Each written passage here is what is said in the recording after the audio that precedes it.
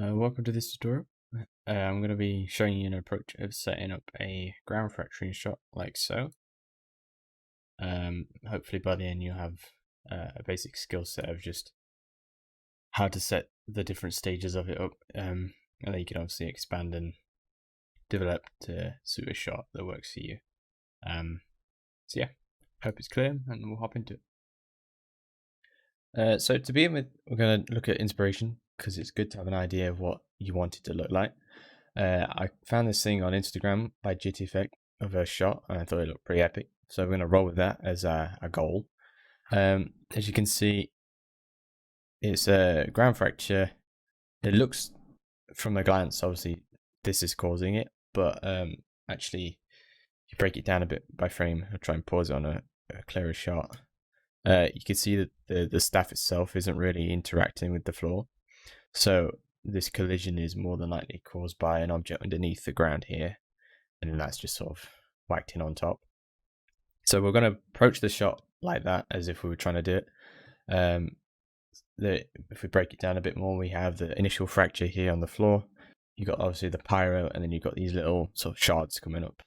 Depending on how badly the sim time is, these like shards will either be in the fracture itself or just a separate particle simulation source from the fracture.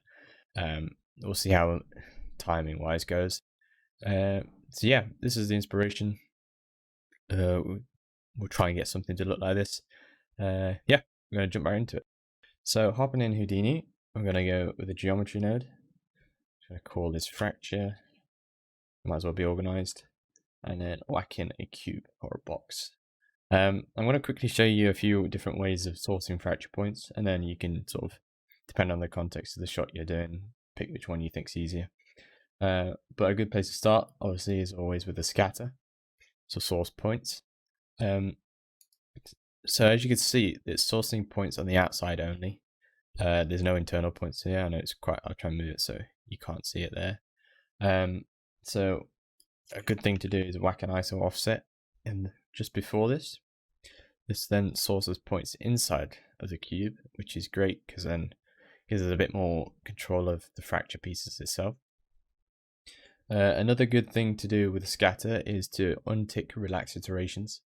This basically means it's less uniform, randomizes it, gives us much natural, more looking fracture pieces as well. And I'm just going to lower the force count to about 100, so it's nice and quick to show you. So we connect this with the Voronoi fracture node, and then the scatter points in the second input. And here we have our fracture. You can enable the visualizer here with a little toggle, and you can see the pretty colors. I'm just going to disable that for now. And then whack an exploder view on there so we can see the pieces. So from a bog standard way of approaching it, this is a good start. The ISO offset, you know, sort of just gives you a good looking thing. Very quick and easy. So there are a few of the many ways I'm going to go through. The next one is going to be an L system. It'd help if I could spell it. So an L system in Houdini, if I just toggle the display, creates like a branching tree type thing. And then if I just move that, you can see the generations. This can be animated. I think it's somewhere, yeah, it's here in the shelf tool as well if you wanted to do that. Basically, we're going to take this sort of tree shape and then use that to source the points. So I'm going to start with just this kind of two-leveled thing. I'm going to attach this to a transform, and we're going to rotate it 90 degrees so it's flat, and then also scale it down. I hope I got the right one. There we go. To 0 on the z-axis, so it's flat. It's like a tree. Let me just. I'm actually going to make a new box for this, just for. We'll keep it nice and separate. So if we show that, grab the box. We'll also make this a bit smaller, just for the sake of visualization.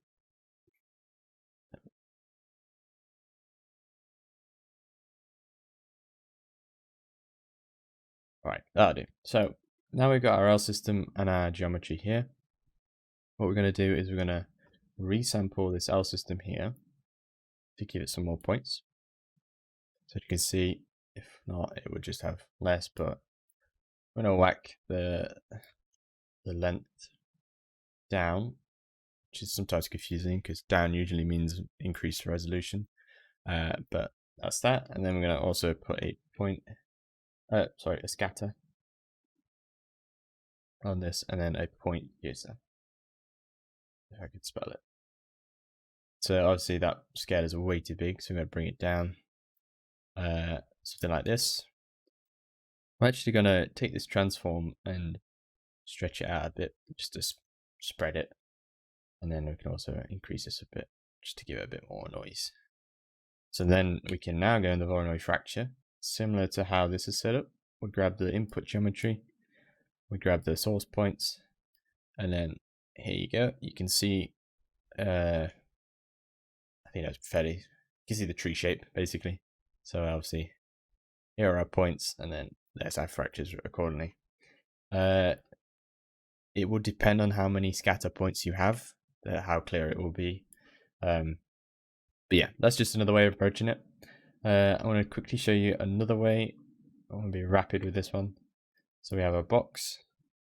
We're going to do a paint node, or attribute paint, sorry, like this. And we're going to paint on, in fact, no, it would help if it increased the divisions a bit. That'll do it. Paint on here, and then we take the scatter again, but this time under the density attribute, we check that and we change it to mask. So now it's only sourcing points where we just painted. On older versions of Houdini, the paint node will just use the CD attribute, but 18.5 by default, or 18, sorry, uses just the mask, so sort of keeps it separate. And then I'll see again with the Voronoi fracture, book that in, and then you can see disable points, sort of tailor it. So you can obviously paint sort of where you want it to be more fractured. The CD attribute in general is actually really powerful. If I just attribute from matte, I can show you another way which you can tailor it even more. For the sake of this, I'm going to actually up the divisions, because with an attribute map it would help if you can sort of see the image. So I've got this alpha matte that I drew on Photoshop, black and white. I'm going to whack that in, so it's like that. And basically, using this same approach, just with the CD attribute by default now, we can determine the density of the points. So it's also on the bottom because I'm being quick, so I didn't apply it to just one side. But visually, there you go. There's the points, and then if we attach this to the Voronoi fracture, you're now sourcing points based off an alpha map. So this is useful if you're doing something where you need specific points based off like textures or areas that you don't want to paint. Yeah, they're just a few of the ways. We're actually going to do another way for this tutorial. So I'm just going to actually delete all of that. We don't need it. So to begin, we're going to whack down a cube. This is going to be our ground. I'm going to lower the height to about 0.1. Just sort of change. Got a nice shape. So we change the dimensions and the size. This is going to be our main fracture geometry. And to source the points, we're going to use a similar method to the L system, except we're going to use a curve. We're going to hop into the top viewport, make sure our curve node is selected. Click this sort of 3-axis icon, and then we can start to plot the points that we want to curve to be. Hit enter when you're done. We just display this. You can see it's very polygonal. So I'm going to change from polygon to NURBS. That'll make it a nice smooth curve. And as you can see here, there is not many points. So our resample node will resample it, add more points, which is what we want. I'm going to attach a scatter node. We can disable relax iterations. Also got, whilst I'm at it, I'm going to lower it to about 500 just so it's a bit quicker. And then attach a point jitter node. Lower that scale and we can sort of see the points are being generated. So obviously you can exaggerate that curve however you want, and then it will change. The beauty of Houdini is it's pretty much all procedural.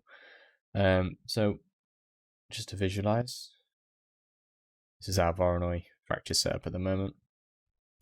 I'm just going to disable points so we can see it a bit better.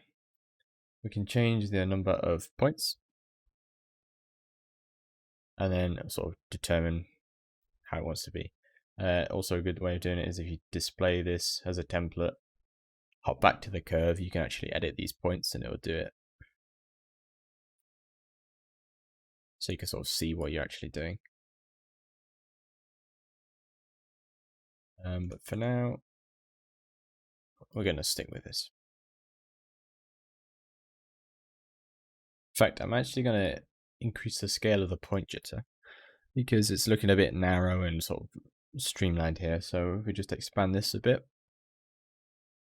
we get to see sort of a wider area of dense fracturing, which is cool. It's what we want. And again, you can always come back and change it if you don't like where it's going. So the Voronoi fracture is great. It's quick. It makes inside and outside groups. So you can sort of texture the primitives of the inside and outside, as it sort of suggests. There's an RBD material fracture node. That one, it's slower, but I think it actually gives better results. So I'm going to roll with a Voronoi for now, and then at the end I might just whack this instead and see, sort of compare the two. But yeah, it's slower, but it gives you a bunch of customizability for like the internal noise of the fracture points and detailed and whatever. So we'll probably come back to that, hop it in, but for the sake of efficiency, we're going to stick with Voronoi. So for our null, we're just going to put frac out, frac geo. A cool trick as well, if you hit C on the keyboard, it'll bring up the color palette. You can also click it there, just to help visualize stuff a bit better. You can change it, and if you want to change it for everything in the scene, you control click. So if you want it to be red, then whenever I pull another null, it'll be red as well. So there's a cool quick little thing that might help you out. So now we're going to set up this as an actual glued object. So I'm going to start with a dot network, hop inside. This essentially makes this one active. So when we back out to object level, we select this geometry and we get to RBD glued objects. This will then make it inside that dot network we want. So using the shove tool, it does us a big favor. It generates all the nodes we need, and then we can go from there. It's quick. So yeah, you can obviously set it up individually with your own nodes, but for the sake of time, it's probably not worth it. So next, I'm going to show you obviously the glue. We're not going to fracture it just yet because if I click play, nothing happens. So just to make sure it's actually identifying as an RBD object, when I hop a gravity in there, it should start to fall. There we go. So we'll bypass that for now because we don't need it. We're going to actually set up the sort of collision geometry first of all, because obviously if these are shooting out, we don't want them to just fall.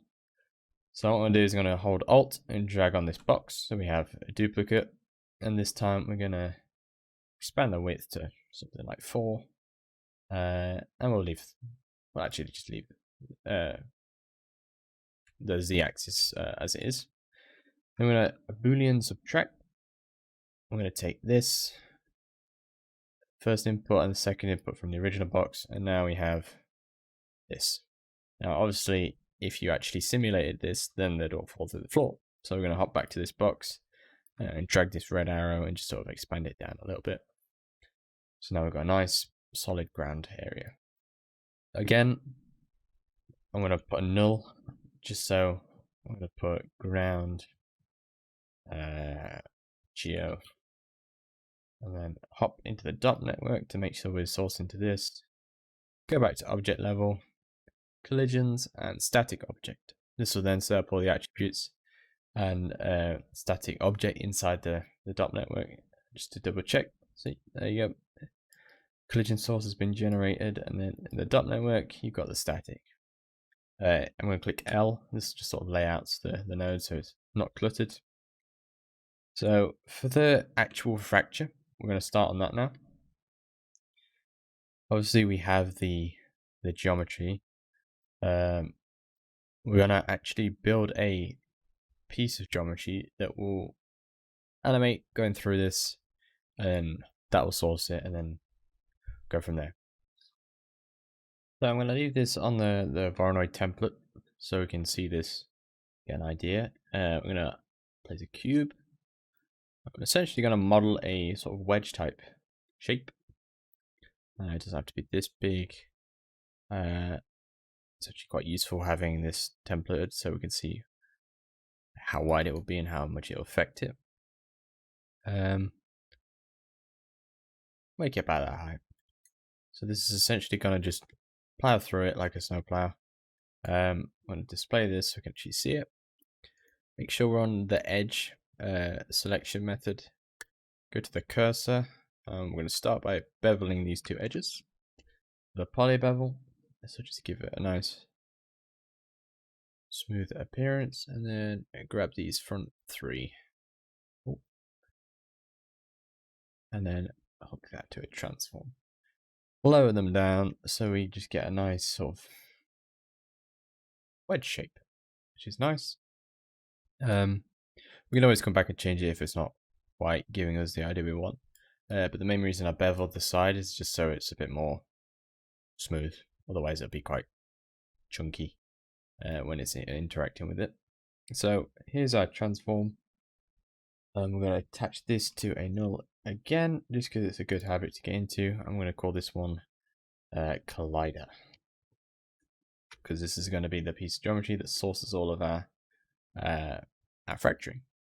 So I'm just going to move the dot network to the side just so it's not getting all cluttered here. Make sure this is displayed. Hop in the dot network. In fact, no. Sorry, I apologize. We're actually going to transform this here. I'm going to move it back.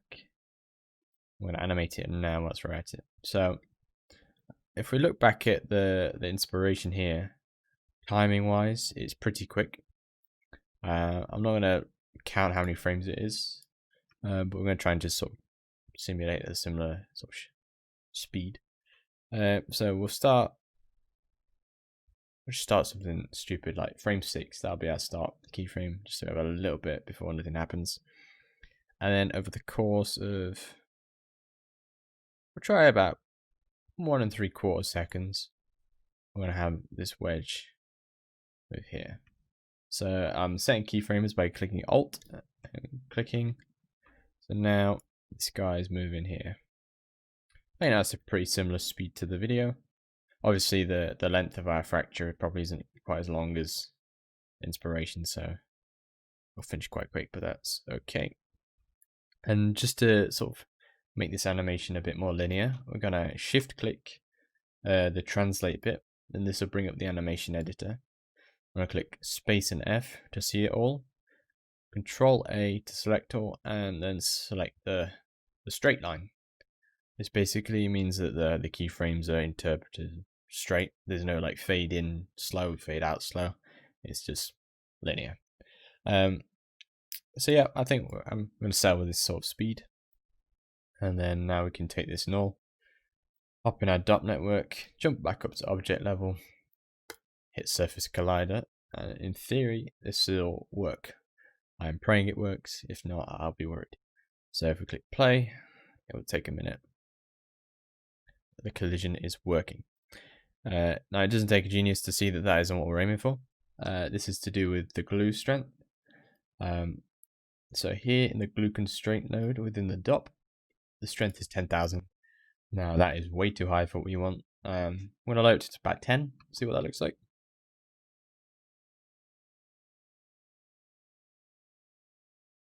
So it's starting to work how we want it. We're obviously getting the actual fracture sort of thing. Now you'll notice as well that this whole object is classing as an RBD object. Obviously it's fractured, so it's separating here, but as soon as this bit moves this, it will affect the rest. Now we don't want it to do that. We want it to stay still, and we only want this sort of inner section to be fractured. So there's a few ways you can do this. For the sake of easiness, I'm just going to use a simple attribute wrangle and bounding box to just identify certain pieces of the fracture as inactive.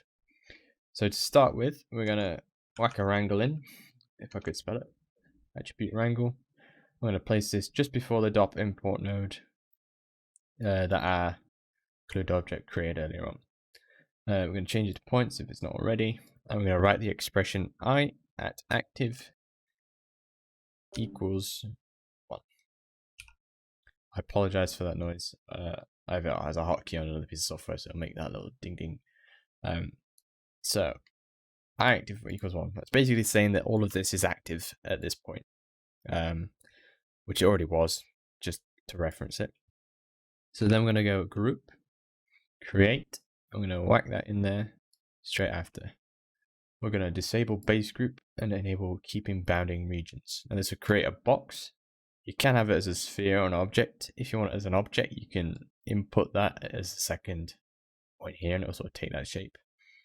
But again, for the sake of this tutorial, I'm just going to keep it as a box. I'm going to decrease the X value, increase the Z, so it goes all the way across, and finally I'm going to move it so that it's only grabbing the outside ones. I'm just going to display this so it gives us a bit more of an idea what we're actually doing here. So as you can see, it's taking a lot there. Because our pieces are quite long and narrow, there's no like sort of things breaking them apart. So if we move it further this way, it's not going to grab it. So there's a few methods you can do to fix it, as always with Houdini. We can adjust here the point scale, the scale of the point jitter.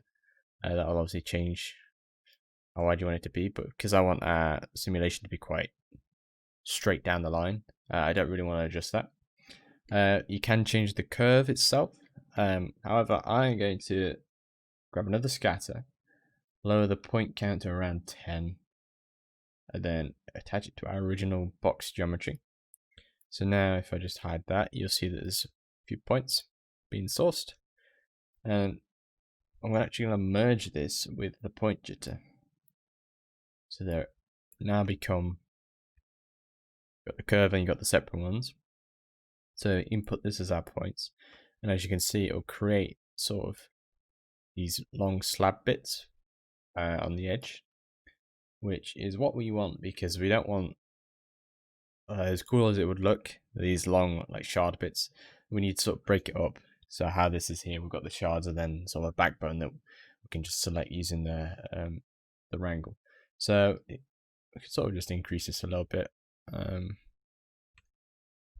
something like this. Oh wait, it covers all of it. And now we hop back down to this group node, display that flag, and we can sort of bring this down. Now we don't have to go really deep in, we just need to make sure that all of the edge is selected, which is what we've got. So that's a way of fixing that solution.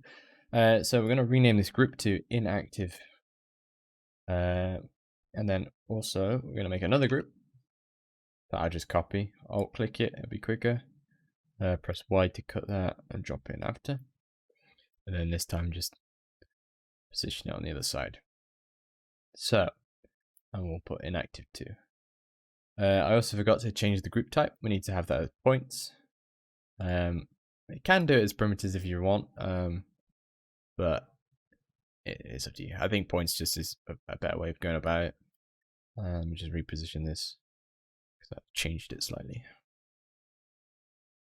Points just gives us a bit more control because it's more sort of detailed. Next, we're going to put an attribute wrangle after this group. I'm going to select the inactive and inactive 2 groups that we just created. I'm going to go I at active equals 0. Again, I apologize for that sound. Hopefully it's not annoying. DOP import, redisplay that. So now what is going to happen is it's going to, in theory, these outside pieces aren't going to move at all, and then this whole fracture sim won't be affected.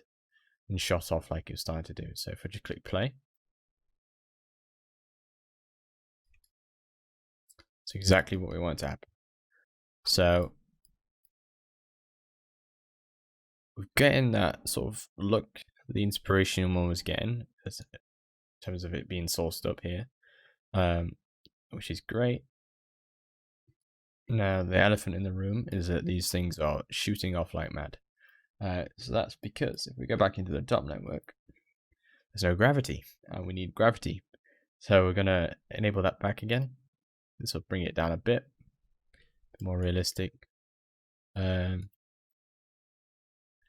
so. And now we can start to sort of tailor it to what we want. So the speed wise, I think it's okay. We can always change it again, but for now I'm going to settle.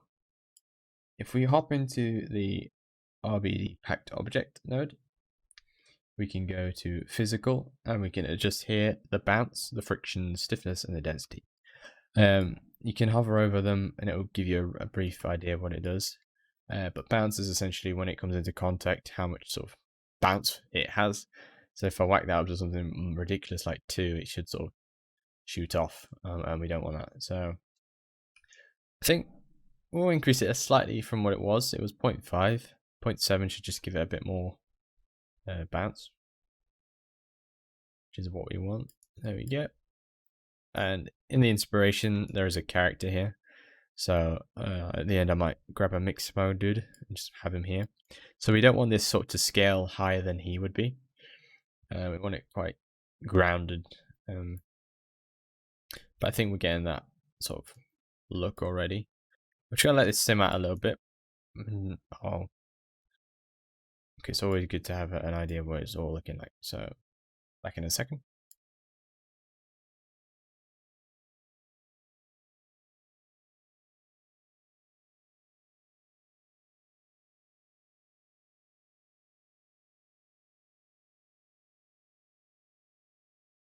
Right, so this is our current situation.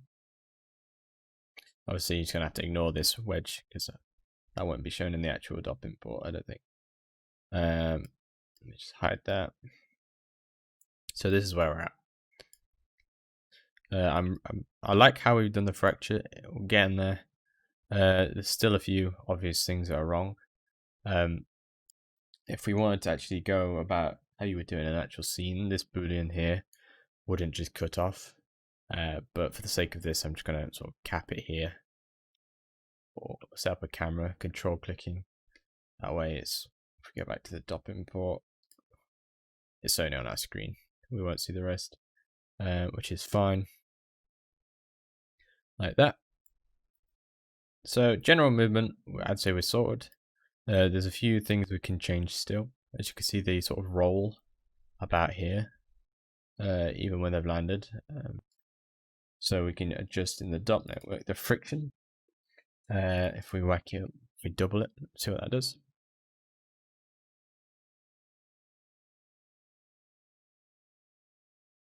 It's not really having that much of an effect. So I'll go to the static object.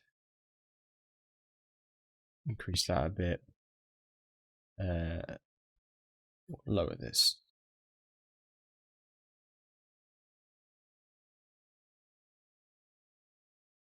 Right. So I'm looking at this as my sort of reference. It slows down a lot more.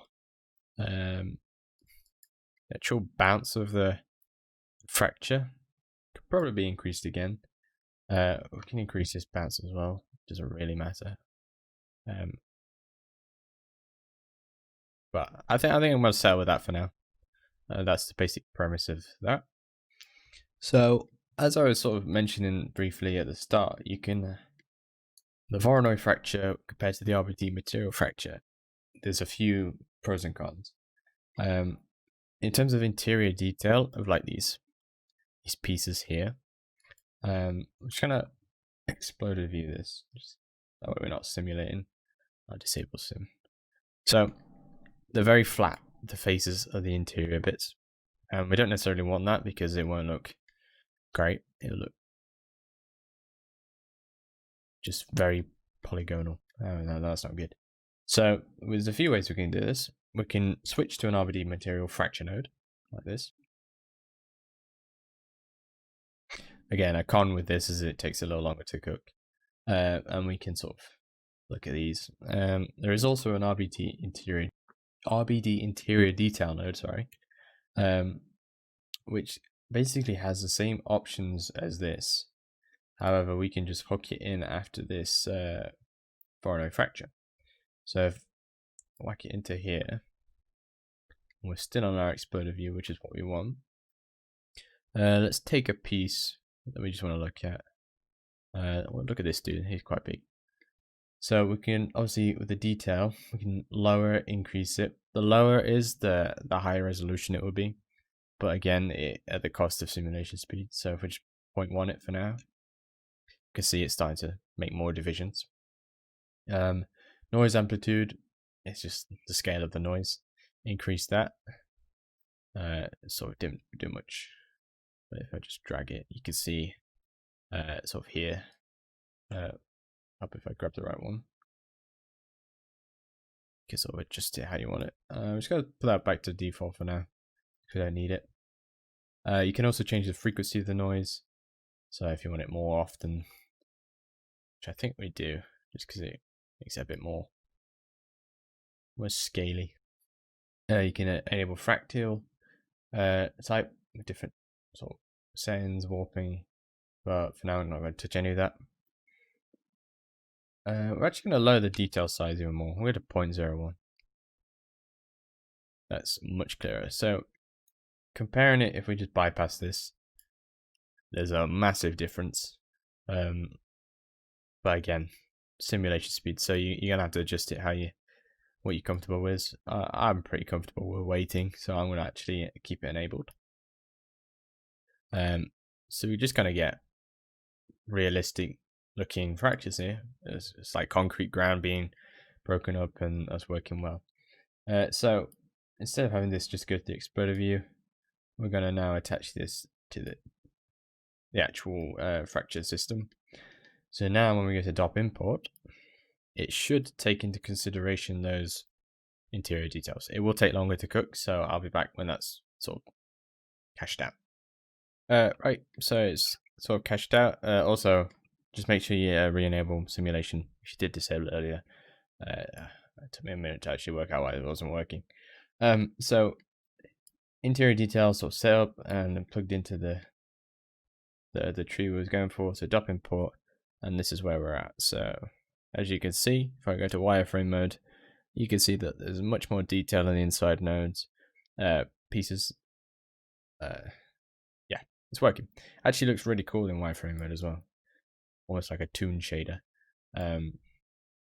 Now it's just really a case in terms of the fracturing, just sort of tailoring the DOP settings to something we're happy with, adjusting the bounce and so on. Just to give us an idea of what it will look like, I'm going to whack a merge in, attach that to the ground geometry, combine the two, that way we just see the floor as well, and then obviously it'll bounce off it as well. I don't think I'm going to stick with this camera view just because it's not great, but for the sake of viewport, it does the job. So yeah. So I've quickly flip booked it. I'm going to stick with these sounds, otherwise I'll be here all day just messing around with them. I lowered the bounce on the RBD back just because at the start I was getting some really shoot up. So this is where we're at. Again, I might at some point extend this ground floor out just so it's not falling off the edge. But this is just sort of a tutorial on how to do it as opposed to get a cool looking shot. So yeah, I'm pretty happy with it. I like how these sort of edges sort of rise as it goes through. The next step now is to source some of the pyro to get some of that dust kick up. So to do the debris, we're going to well, I've already set up a null here with the fracturing out, which is cool. We're actually going to just create this debris sim in the object level, just because it has an important node that it generates anyway.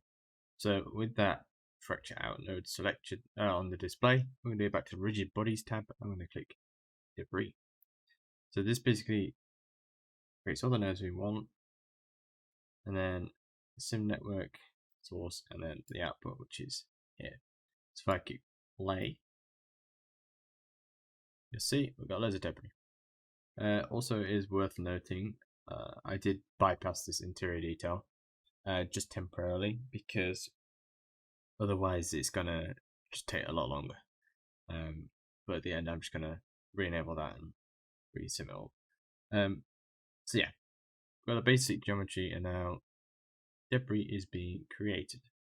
Now, if we hop into the sim network here, you'll see we're sourcing from points. If we source from all points, it will just create a lot more. We don't need that. After all, this debris is going to be turned into smoke. So the point replicate does what it says it does on the tin. It replicates the points. We probably don't need it, so I'm just going to bypass it. Again, we can always re-enable it later on if need be. Life expectancy in 1 second. I don't really want them to hang around that long. So they're falling down, similar to how the RBD did at the start. And they're also, although it's extremely hard to tell, they're not colliding with the fracture. They're just being sourced from it. So just to give a bit more of an accurate sort of result, we're going to add some collisions. So to do this, we need a static solver, we need a static object, and we need a couple of merge nodes, 2 of them. So first of all, we're going to attach the solvers together. Also whack a output node in. I think I already created one, but we don't need that. And then up here, merge, and then duplicate the static. So we have 2 static objects. One's going to be for that ground geometry that we made, and the other one is going to be for the fracture itself. So we'll start off with the ground. We're going to go to the SOP path, hide that. We're going to go back to this fracture, and we made a null called ground geo. Accept that, and then we just hide the display, and then just go to bullet layer to see the guide geometry. We don't really want it to be like this, so we're going to change the convex hull to a concave. This basically means it will just form the shape. It won't try and cut any corners, and it will just give us a bit more accurate result. And then for this static object, so I'm just going to hide the guide and redisplay. The second one is going to be the fracture. So we're going to go to the SOP path, and this is going to be the frac out node that I just created. Again, if we just show the guide, you'll see that it's not great. And if we start to play it, it doesn't change. The guide is sat as still the original cube. So what we need to do is we need to enable deforming geometry. We'll make an active one as well. So now it will move with the guide. But again, that is not what we want. As cool as that does look, we need to change the bullet layer geometry representation to concave. Again, you can do it sort of like reducing the divisions or whatever, but concave is just a solid way of just getting it straight away. It might take slower, it depends on your geometry, you'll have to sort of go with it, however. So now you're seeing that this is our guide geometry, and it's the fracture. So if we just enable points, a lot of these blue ones should remain up here. They shouldn't be falling through. Obviously they will at the sides because there's nothing stopping them. They should last around a second, which is exactly what's happening. Now it's a case of lowering the lifespan of these points. It depends on the ground surface you're trying to create, because obviously if you're doing this on like a rocky desert, there's probably going to be quite a lot of dust. Whereas if you're doing it on something that's not stone, there probably won't be much. As is a bit of a concrete fracture, we want the dust to be there a decent amount of time. You can always adjust it in the smoke sim. So I think if we disable the points, it's a pretty good position we're at. We just hop back up here. See, this is debris. And if we just watch it in Unity, we've got the collision, we've got the sourcing, and they last for about a second before they die. Just before we start the smoke, I'm actually going to save ourselves some sim time. I'm going to go to this import node. I'm going to bin it. I'm going to sort it for .io, just because I prefer it. Select the debris .network, and then the node is going to be, where is it? The output. So now we should be getting nothing, because we need to add a field import. So here we're getting everything. We don't want everything. We don't need to change that, and we need the object. Now the object is a pop object 1, because we only want the particles here, which is what we're getting. We don't need the geometry because we'll have that as a separate thing. It's also quite a nice way of visualizing it. So there's our dop import done. I'm gonna make a. In fact, no, we'll keep it in this one. We're gonna actually change this to. We'll do the smoke in here. So here's our points, and we're gonna delete the ones that we don't need. So if I just show the fracture again, but with a merge node, that way we can just sort of see it. There you go. So if we go back into this debris, we don't need the particles that are falling down to be smoked. There's no point, it would just slow us down. So we're going to do a similar method to what we did earlier with the groups. We're going to change it to points because we're working with particles. As you can see, they're all selected. We don't want that, so we're going to base group it, get lost, keep in bounding regions, enable. So now we have a box. We're going to make that box the same size as this, which I think it was 4x4. Yeah, looks about right. And height wise, we'll lift it up.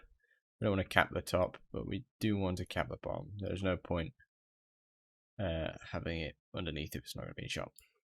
So by now, it's only selecting the ones inside. We're going to delete this and select the. In fact, no, we'll name the group. Delete part. And go to delete, then select that group. Now it'll get rid of everything inside that box. We don't want that, so we're going to change it to delete non-selected, so it's the opposite direction. So now we just have the points inside this sort of thing, and we do have the ones that are sort of seeping off there, but that's actually okay because they don't carry on, they die, which is what we want. So now in terms of setting up the Pyro sim, we're going to do what we usually do, a null. I'm going to say this is debris out, and there's a few ways we can do. We could do this with VDB from particles, make it into a volume, or we could just straight up hit the Pyro effects shelf tool. We'll do that first. We'll see if it works. Let's start another DOP network in here. Make that active. Select that. Go to Pyro effects. A good one to start with is always billowy smoke. Wispy smoke's good, and so is dry ice, but I'm going to go with billowy. So now we're here. Let's see what happens.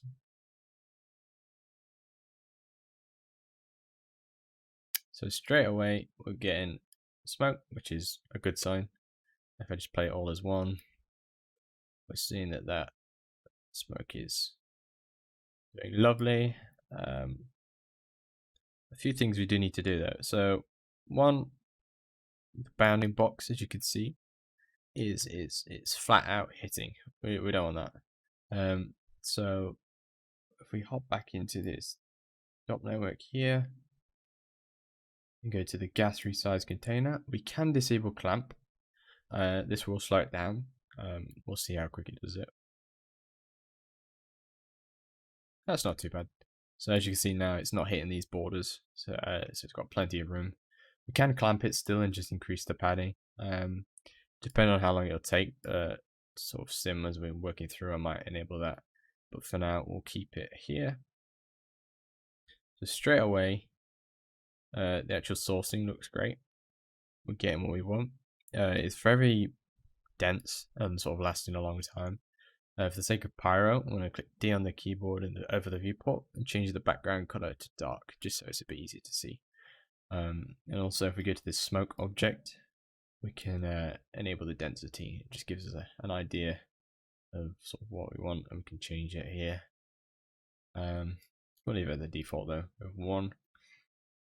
Now, an important note is this division size. It's basically determines the resolution of the sim. So we're going to leave it at default just whilst we're working through it. But when we're ready to cache it out, we're going to lower this quite a bit just so it's nice and high res and detailed. Just be careful if you lower it too much, it would just make the sim timer a bit crazy and slow you down. So just keep that in mind. And obviously, this sort of visualize thing is just a viewport OpenGL sort of system. We'll actually determine the density in the shader when we come to render. But for now, we'll keep it at that. So if we go back to the inspiration, we'll look at their Pyro, and we'll sort of see what is a good fit, because this is a great example. It's quite subtle. It's not very dense, especially on the rendered version, because the main aspect is the magic section. But you can see it doesn't rise much. It doesn't really weep like dry ice. It sort of just jiggles. It actually looks quite turbulent. If you, it's hard to sort of see, but I think we can actually turn this down quite well inside the Pyro solver. So first things first is dissipation. We don't want it to linger around a lot.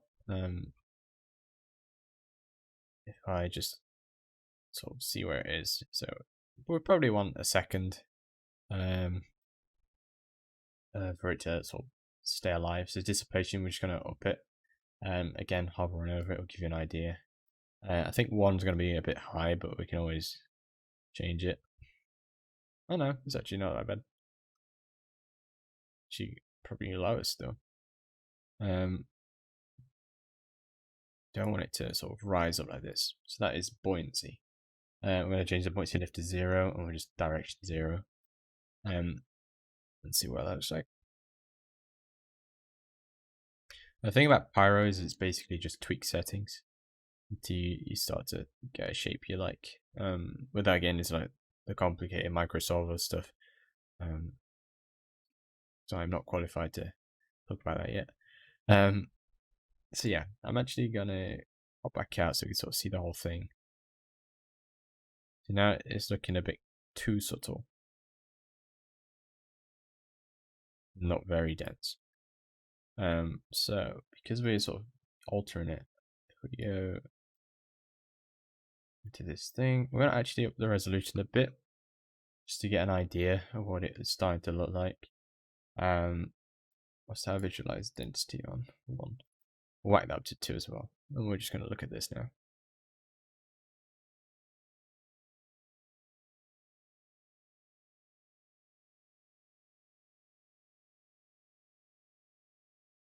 So I think we're not far off. It's still very subtle, as you can see. But here it is equally as subtle. So in terms of sort of expandant wise, I might enable the buoyancy slightly, like ever so slightly, just to give it that sort of variation. And we go back to the shape here. This is quite turbulent, the reference. So I'm gonna maybe put that up a little bit to 5. I'm gonna enable the shredding. That'll give us some nice sort of like almost sharp type of flakiness to the smoke. And yeah, we'll see what that looks like first.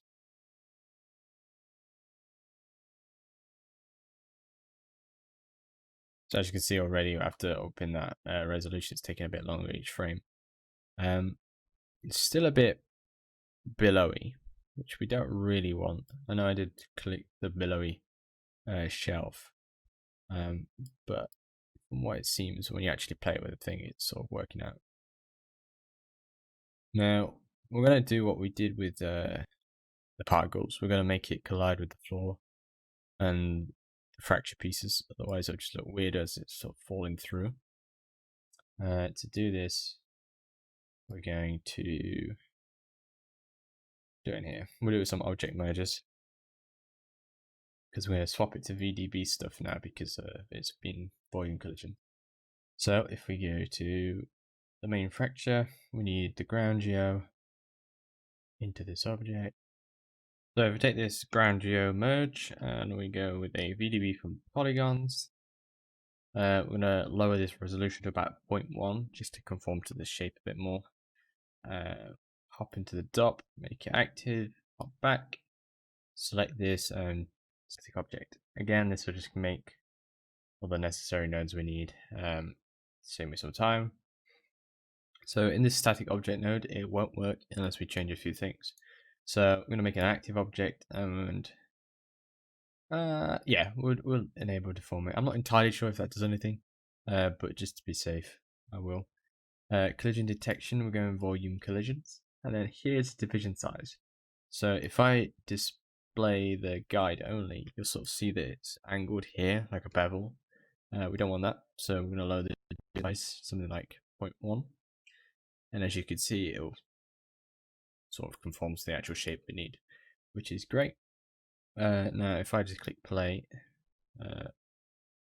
smoke will collide with the floor. So here you can see, if I've just hopped back to the object level, it's working. The sort of collider geometry isn't as high res as it could be, so it's not working perfectly, but as you can see, there's sort of like there's no smoke here. There is these odd seeps, but I think that's from the particles spawning sort of like either under the geometry in the previous step or just falling through.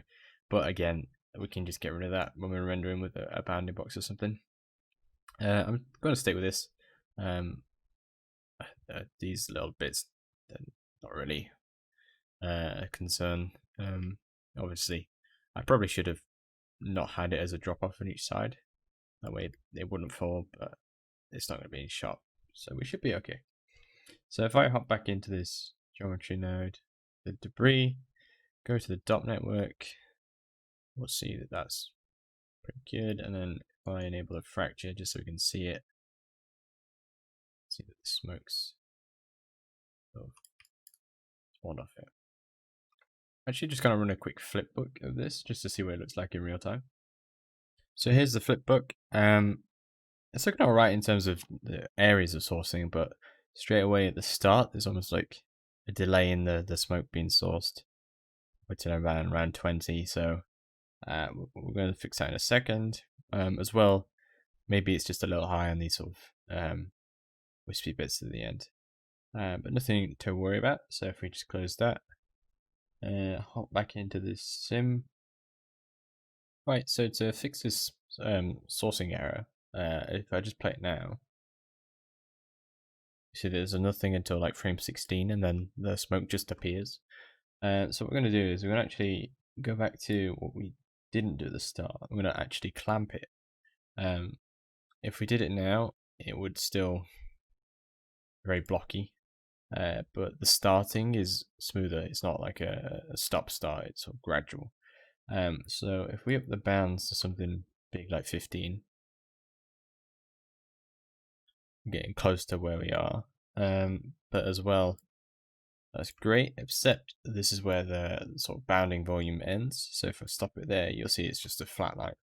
So that's not a problem. We can just go back to the smoke source here and sort of extend this out a little bit. It's not going to go any further down, so that's not a problem. So now what will happen is it has that ability to just sort of down. It does look a little flat, but I think that's just the particle sourcing, like the shape of the particle when it goes up. But just, yeah, so they sort of go straight up here. So I'm not worried about that. That looks okay. I just hop back into the top. I'm going to make this bounding box just further out. Order the whole thing. Doesn't have to be perfect in terms of coverage. And then just in case for the start. So now if I play it,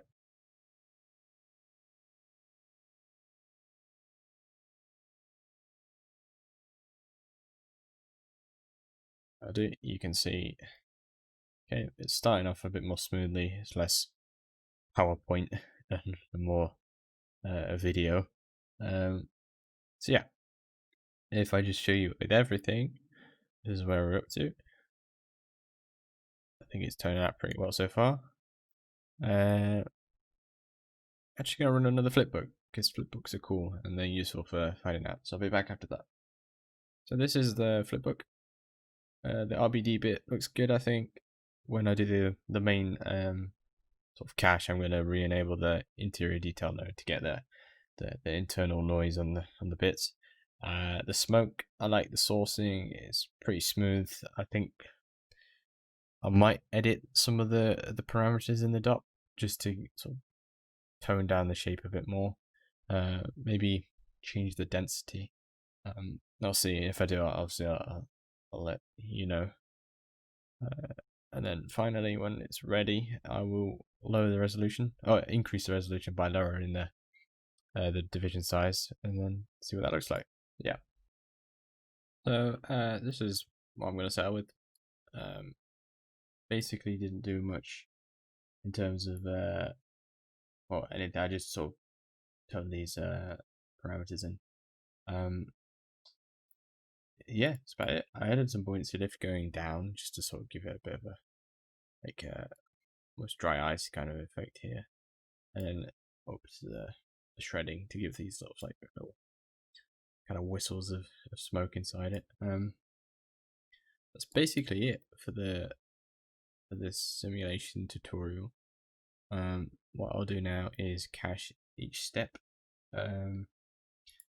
with the final output. So I'm going to re-enable this interior detail node here, cache that, and then cache the debris, and then finally up the res of the pyro, and then hopefully get a cool looking render out of it. Just quickly to cache, just drop a file cache node down at the end of each bit, and then we're going to select our frame range. I'm only going to 72 because this sort of little camera thing is only a small chunk, so there's not really much point caching out any further.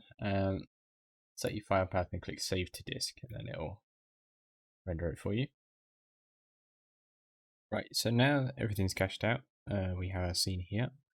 As you can see, if I do that, you can see the interior detail has been activated and it's all cached out. So what I've got is the RBD one and then Pyro here. We actually need these. We'll blast them off. Now I'm going to assume if you're trying to do RBD, you know how to render. But just in case, I'll go quick. So for the Pyro, we're going to want a fireball shader. Just scroll down. Can use billowy smoke, or most volume shaders. To be fair, I just prefer fireball. You can change like the color mode. So in this case, we don't have flames, but if you did have flames, I think physical black body color tends to give a better result.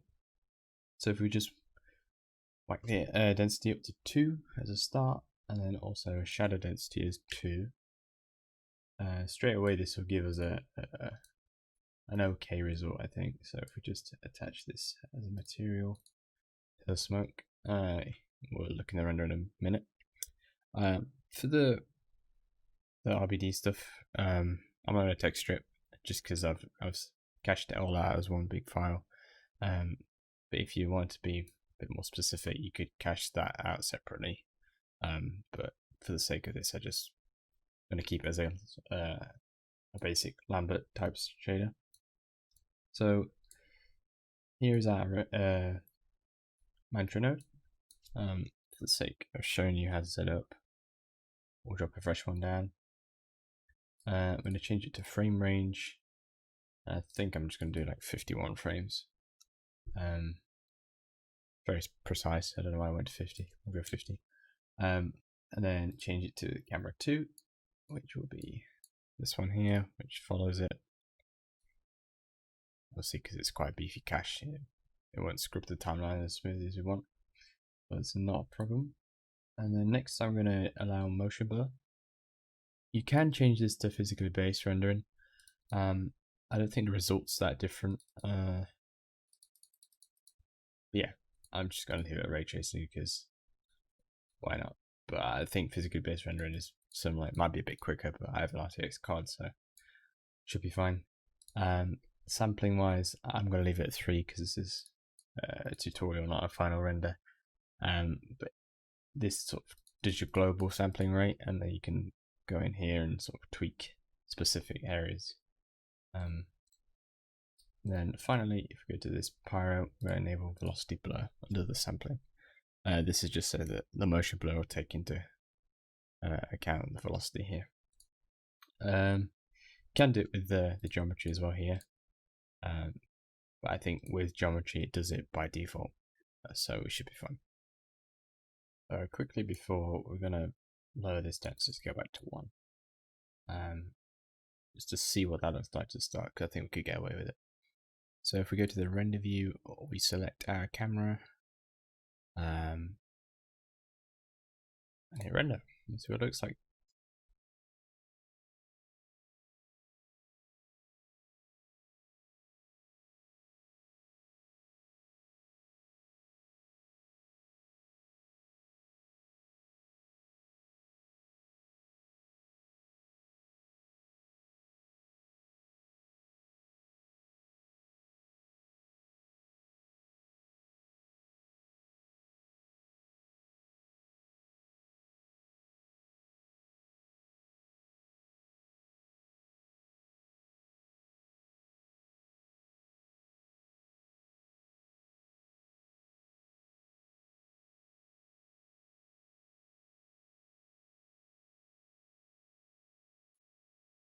So I just rendered this little bit out. I think we're going to settle with it.